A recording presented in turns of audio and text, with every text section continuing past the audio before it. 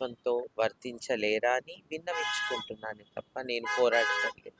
ఇప్పుడు రాజ్యసభలో చెప్పిన మాటకు మీరు బాధపడుతూ మాట్లాడుతున్నారు. సో, కేంద్రానికి గాని, ఇప్పుడు ప్రధానమంత్రికి గాని, మీ సైడ్ నుండి ఒకవేళ ట్రాన్స్ సైడ్ నుండి మీరు చెప్పాలి అనుకుంటే ఆయనకేం జెప్తారు ప్రధానమంత్రికి? ఇది లోకసభలో ప్రవేశపెట్టిన బిల్ ఇది.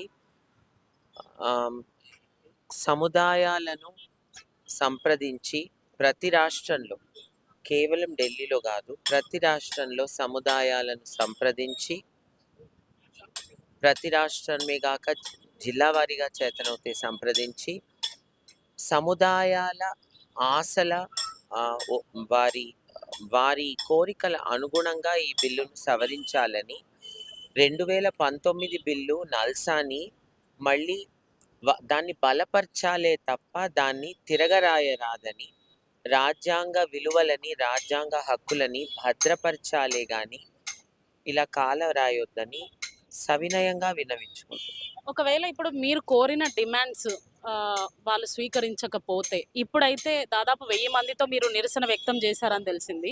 మరి ఇక ముందు ఏం చేయాలనుకుంటున్నారు? అది ముమ్ముందే తెలుస్తది. అందరూ కలిసి నిర్ణయించాలి. నేను ఇప్పుడే ఒంటరిగా నేనొక నిర్ణయంతో ఎలా చెప్పగలను. కాబట్టి ప్రస్తుతం ప్రభుత్వాలకు విన్నవించుకోవడం, ముఖ్యంగా కేంద్ర ప్రభుత్వానికి పార్లమెంట్ అంటే చట్ట కేంద్ర చట్టసభకి అక్కడ కేంద్ర చట్టసభలో ఉన్న పార్లమెంటేరియన్స్, ఆహ్, ఎంపీస్, మెంబర్స్ ఆఫ్ పార్లమెంట్స్‌కి విన్నవించుకోవాలి. దీన్ని మళ్ళీ పరిశీలించమని ఒక ఇంటర్ పార్లమెంటరీ స్టాండింగ్ కమిటీ దీన్ని